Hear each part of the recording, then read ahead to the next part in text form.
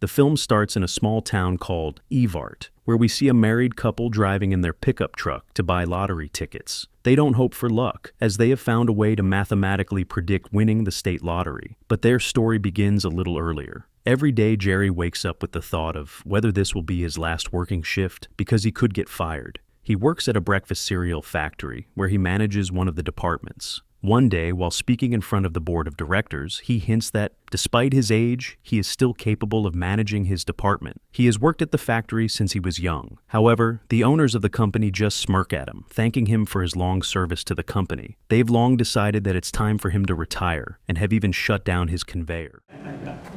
Well, yeah, but I don't have to be. Come on. You served your time. These are your golden years. Eventually, Jerry is sent into retirement. You worked nights, right? That evening, he and his wife have a family dinner. He doesn't show his sadness. The family encourages him, as not everyone can work for 42 years at the same job. Their children, wishing to cheer him up, give him a boat. Although Jerry is happy to receive such a gift, the sadness from losing his job doesn't leave him. It'll be an adjustment. You'll find your way. Have you? Not really, but I don't have a boat. A month goes by, and Jerry still hasn't tried out the new boat. One morning, he grabs coffee at the local store and meets his friend Steve, asking how much his bank account has increased. Speaking of cold, 2% gains. However, it turns out that the profit was minimal. His friend tries to convince Jerry to invest in stocks, promising higher returns. However, Jerry is against it. He's afraid of losing his money. For him, stocks are like gambling. He finally decides to launch his boat. However, due to inexperience and negligence, he forgets to set the handbrake and almost drowns his car. At the last moment, he manages to drive out of the water, but accidentally breaks the boat's motor. Feeling quite nervous, Jerry decides to calm down by having coffee at the nearest cafe. He hears from the cashier about the windfall lottery. Oh, it's when the jackpot hits 2 million and nobody gets 6 numbers. Then the whole jackpot rolls down to the people who got 3 or 4, whatever.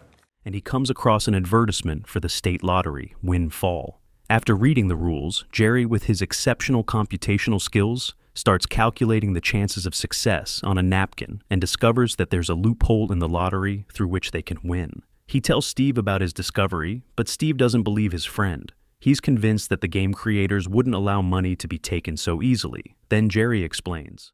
Now, on a typical drawing, you'd have a 1 in 54 chance of hitting 3 out of 6 numbers and a 1 in 1,500 chance of hitting 4. Odds are you'll lose every time. When there's only one number left to find for the win, the prize money exceeds the amount that needs to be spent on buying the lottery tickets. Steve doesn't believe him and says that it's all crazy. Winning the lottery is impossible. Without consulting his wife, Jerry decides to test his hypothesis. He withdraws $2,000 from his bank account.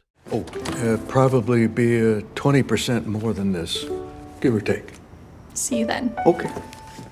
The next morning, thinking about the win, he goes to the local store and buys lottery tickets with the entire amount. 2,000 windfall tickets. 2,000. Yes, ma'am. On the evening of the drawing day, Jerry sits down to check his tickets, but unfortunately, Marge returns home. He wanted to check his theory first and then tell her. She's surprised that her husband is watching the lottery drawing, but Jerry turns off the TV, pretending to be indifferent, saying that it was on by accident. When his wife leaves, Jerry turns the TV back on and writes down the drawn numbers. Sitting in the cafe, he checks his tickets and realizes that he is at a loss.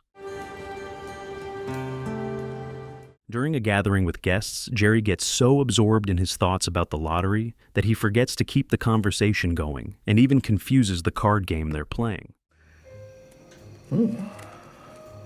Full house. We're playing gin. Oh. They say goodbye to their friends, and Marge notices her husband's strange behavior.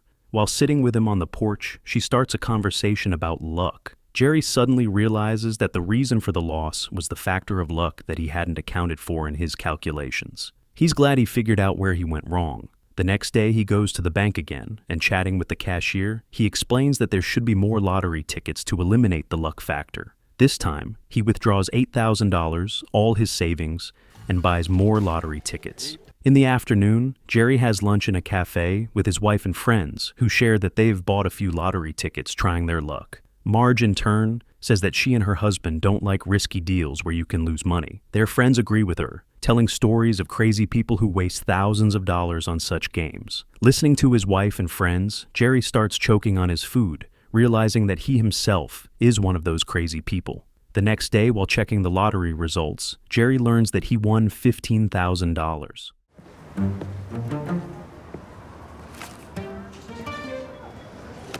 This is almost double the amount he spent on tickets. He can't believe it. Returning home, he hides in the pantry and pulls out stacks of cash from his socks, which he hides in a popcorn tin. The next day, the family gathers in the backyard. He says nothing about the win. However, his secret almost gets exposed by his granddaughter, who wanted a treat. Jerry barely manages to snatch the tin from the girl and hides the money in a cereal box. That same evening, Jerry's secret is revealed by his wife. Misunderstanding her hints about the pantry, he accidentally lets slip that he's been playing the lottery and winning, but to his surprise, Marge doesn't blame him for his involvement in gambling. I'm playing the lottery.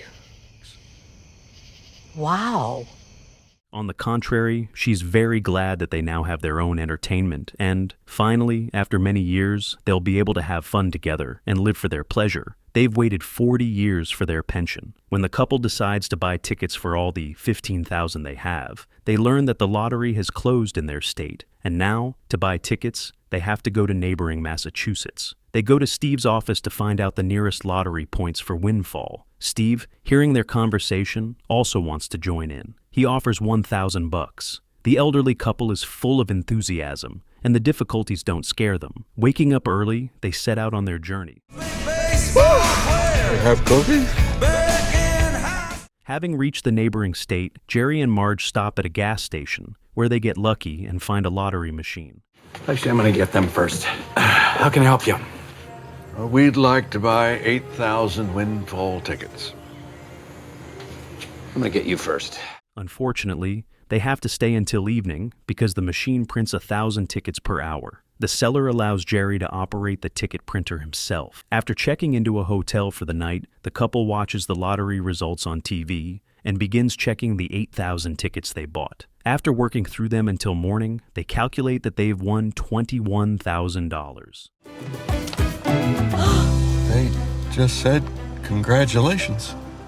On the way back, Marge has an idea to involve more people in the lottery to increase their winnings. Together with Jerry, they decide to start their own corporation. To begin, they invite their friends and residents of the town they've known for many years. Some even offer alternative forms of payment, such as a quad bike instead of cash. The entry fee for each participant is only $500. The citizens like their idea, and the next time Jerry and Marge visit the gas station, they buy tickets for $40,000. A seller named Bill is surprised by where the elderly couple got such money. Marge explains that they are professional lottery players, but this time, printing the tickets will take until morning, and the station will close. So Jerry suggests that Bill become a participant and earn some money. Bill, I'd like to introduce you to GS Investment Strategies. I'm in. Can I be in? In the end, Bill also becomes a member of their investment club. He even tells his friends about it, and they also become participants. Hey, I got 2 more shareholders. One of them's got to rob his parents' house real quick, but he's definitely in. It's 500 more tickets. That evening, in the motel, they watch the program again and start checking the tickets, but not immediately.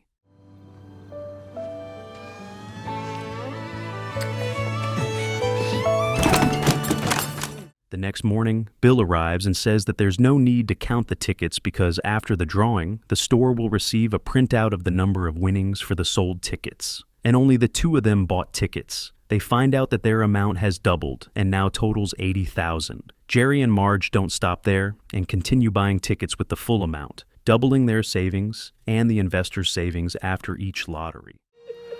Well, we doubled it. We doubled it! Meanwhile, at Harvard University, a student named Tyler is conducting research on the lottery, calculating the odds of success. After running a simulation of the drawing, he concludes that there is a chance of a 100% win. The guy decides to gather money from the dorm students and play the lottery. He assures everyone that he is the first one to come up with this scheme, promising that they will all become legends who won the lottery. Everyone listens to him and agrees to chip in. You're not filling any out? No. I'm in charge. The next day, Jerry pulls out whole boxes of lottery tickets and stores them in the garage, so that in case the tax authorities come, he can account for them. In the evening, he holds a meeting for the investors, wanting to show the profit figures. However, people aren't too interested in hearing about the numbers, and they all go to the dining room to eat. The next day, Jerry, Marge, and Steve gather at a cafe where they discuss buying tickets for $600,000, wanting to get as much money from the lottery as possible. Jerry realizes that the loophole will soon be closed, and while there's an opportunity, they need to earn. Then we need to make as much money as we can while we can. Get the festival going and finish rebuilding before it pushes back. Meanwhile, in the lottery company office, one of the employees brings a report to the management and claims that there should only be 5 winners of more than $50,000 a year. But here, there is a major win every 3 weeks. He's won this much? Yeah. Now, who drives 10 hours every month to play the lottery in a different state? Yeah, that doesn't make any sense. Right. The Harvard students also made their profit. However, one of the students, Eric, realizes that the winnings should be higher.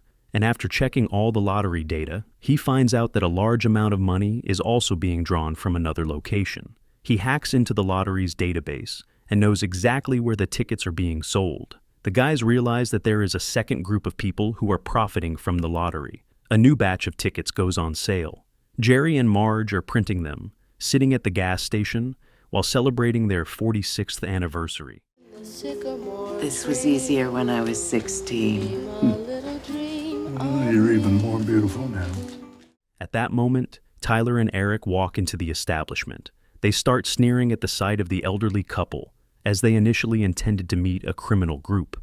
The guys offer the elderly people to join their group rather than play separately, but Jerry refuses. Marge jokes about the students. The student says that at Harvard, they study more serious matters, but Jerry responds, Binomial distribution only considers 2 factors, not a third, which is human error, or a fourth, which is the time it takes for you to fill in the tickets. You gain a whopping $32 for every $100,000 you win. You're welcome. Seriously? Shut up.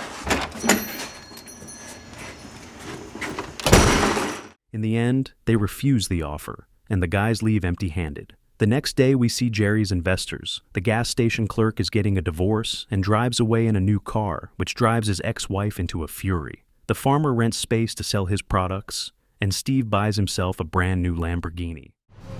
I just bought a Corvette. Yeah, I can see that. At this moment, we are shown the lottery headquarters again, where the same employee shares the news of Jerry's multi-million win with another boss. However, the boss does not react, as it's a lottery. People are supposed to win. A few days later, the persistent Tyler arrives in Michigan again, and, while alone with Jerry, threatens to hack into all of his investors' accounts. He assures Jerry that his group will have no trouble finding information about everyone involved in the win. He asks Jerry to stop with the lottery, as he has already made enough money. We hacked into the state lottery to find where you were betting. You don't think that we can hack into your accounts, your credit, your identity? The man realizes that continuing with the lottery is risky, and during a meeting with the investors, Jerry announces that they are exiting the game. So you're really gonna let some college take all this away from you? The odds that he might do something outweigh the benefits. It's not about the math. It's about being human. However, after talking to his son and wife, the man decides not to retreat, but to keep playing. Tyler learns that Jerry has not quit the game, and the ticket purchasing from Massachusetts starts again. He comes up with a scheme where his group will buy the tickets first and intercept the jackpot distribution earlier. But if we create a roll down when nobody expects it, we take it all, we squeeze the other players out. We use our hack to track the pot. We wait for it to hit $1 million before we're drawing, and then we bet $1 million in one day. I mean, we own the game. However, for this, he needs a large sum of money. He turns to his father's business associates, who are ready to invest their money in the student's idea. Later, Bill visits Jerry and says that the drawing is today, not in a couple of weeks. The students manage to carry out their scheme. Jerry understands everything and quickly goes to Harvard, where he chastises all the students for helping him get richer, while he doesn't do anything in return and doesn't share the winnings. After all, he has always paid small dividends, although he himself made huge sums. When Jerry leaves, the students stop filling out the lottery tickets. Jerry concludes that since the lottery management knows about the wins and does nothing, it means they don't care. Together with Marge, they meet with the board of directors. He asks them to make the jackpot amount transparent so that all participants can see it, thus preventing the early distribution of it. He also asks for 2 ticket printing machines. The board of directors agrees. The students notice that the website has changed and now displays the jackpot amount. Then Tyler says they will hack the site. When he arrives at the dorm, he sees that none of the students are there, as they have all refused to work with him. Meanwhile, journalist Maya Jordan from the Boston Globe, during her investigation, discovers that Jerry and Tyler are frequent lottery winners. She visits the pensioner, and he shows her boxes filled with lottery tickets. He explains that he doesn't mind spending days and nights with his wife, checking tickets. That's what makes him happy. With his words, he surprises the woman. The director of the Boston Globe demands a scathing article, but she finds out that Jerry and his investors are spending their winnings on the city's development. The day comes when Jerry and Marge decide to play one last time. The winning sum will be enough to restore the city. When they arrive, as usual, at the gas station, they notice that the lottery ticket machines are being removed from their regular spot. They learn that the lottery management has revoked the license after the article in the newspaper exposed the game's vulnerability. The article did come out, but it was about Tyler, as he selfishly made money. The newspaper note with Tyler's picture catches his father's eye, who arrives at the university to take him away, forcing him to pack up and leave with him. The high-volume betting groups discovered a flaw in the game and took advantage of it, to the tune of millions of dollars.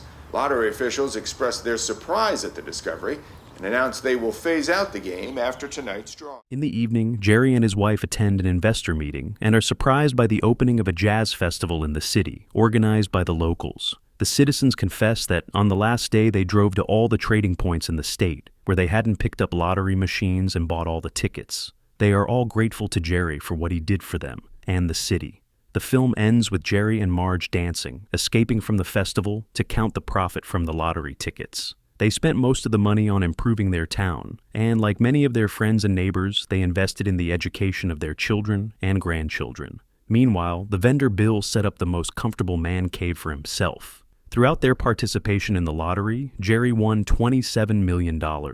This film is based on real events.